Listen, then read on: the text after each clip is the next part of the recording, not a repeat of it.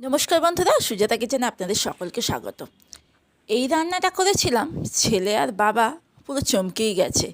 ওরা তো মনেই করেছিল এটা চিলি চিকেন খাওয়াচ্ছি ওদের।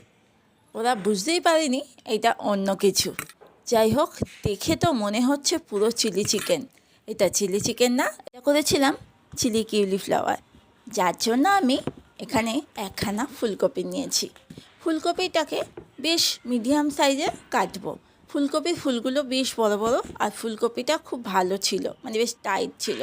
যাই হোক, আমার যেরকম সাইজ দরকার বেশ মিডিয়াম সাইজ করে সমস্ত ফুলকপিটাকে কেটে নিয়েছি। আর ফুলকপিটাকে কিন্তু একটু ভাপিয়ে নেবো, বেশিক্ষণের জন্য না। সামান্য ফুটবে যখন ফুলকপিগুলোকে নামিয়ে নেবো। তার জন্য কড়াইয়ের মধ্যে একটু জলের মধ্যে আমি লবণ দিয়ে নিচ্ছি। লবণটা দিয়ে ফুলকপিগুলোকে, ধুয়ে রাখা ফুলকপিগুলোকে দিয়ে দিলাম। এবার আর একদিকে ক্যাপসিকামগুলো একটু বড় বড় সাইজ করে কেটে নিচ্ছি। একটু বড় বড় সাইজের বেশ ভালো লাগে। আর পেঁয়াজটাকেও ওই রকম ক্যাপসিকামের মতো বড় বড় সাইজ করে কেটে নিচ্ছি। পেঁয়াজ ক্যাপসিকামগুলো বেশ বড় বড় সাইজ করে কাটলে কি হয়, এগুলো কিন্তু খেতে ভালো লাগে। এবার মোটামুটি এগুলো কাটা হয়ে গেছে। আর এদিকে একটু লঙ্কা দিচ্ছি। দুটো লঙ্কা, দু তিনটে লঙ্কা চিড়ে নিলাম। আর তার সঙ্গে আমি এখানে স্প্রিং অনিয়নগুলোকে কুচিয়ে নিয়েছি। মোটামুটি কাটাকুটি পাট শেষ হয়ে গেছে। এবার ওইদিকে আমার ফুলকপিটাও হয়ে গেছে, একটু ফুটতে শুরু করে দিয়েছে। বেশ, ফুলকপিগুলোকে নামিয়ে নিচ্ছি, বেশি ফোটানো দরকার নেই। এবার ফুলকপিগুলোকে যে ম্যারিনেট করব, এই ফুলকপিগুলোর ওপর আমি দিয়ে দিলাম আদা রসুন বাটা, দিয়েছি 2 চামচের মতো। আর একটু সোয়া সস দিয়েছি, আর নুন দিয়েছি পরিমাণ মতো। আর দিয়ে দিচ্ছি একখানা ডিম দিয়ে।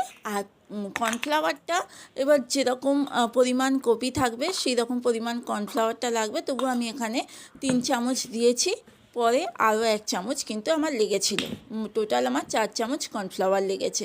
এবার ফুলকপিগুলো ম্যারিনেট করে, আর ফুলকপিগুলোকে এবার এই তেলের ওপর দিয়ে দিচ্ছি।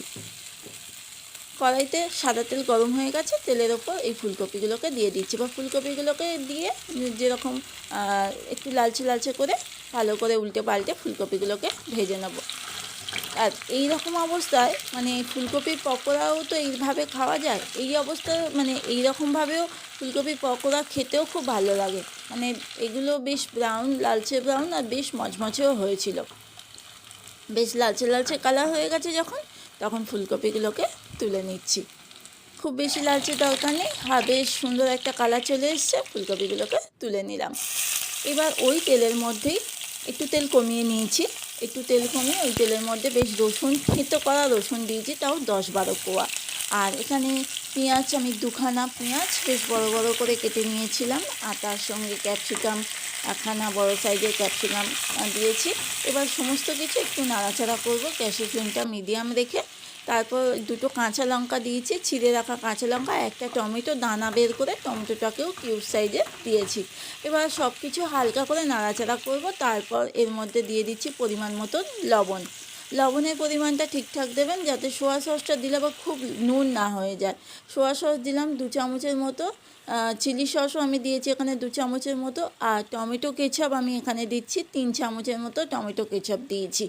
দিয়ে এবার সমস্ত কিছু ভালো করে মিক্সড করতে হবে। ভালো করে মিক্সড করে এবার এটা বেশ মানে খুব ভাজা ভাজা হবে তা না, হালকা করে ভাজার পর এই সস দিয়ে ভালো করে নাড়িয়ে 1 চামচ কর্নফ্লাওয়ার গুলে রেখেছিলাম, 1 চামচ কর্নফ্লাওয়ার এই গোলাটাই দিয়ে দিলাম। মানে 1 বাটি জলের মধ্যে 1 চামচ গুলেছিলাম, আর ওই জলটা দিয়ে দিলাম। আর ওপর থেকে একটুখানি চিনি দিয়ে দিচ্ছি স্বাদের ব্যালেন্সের জন্য হালকা করে।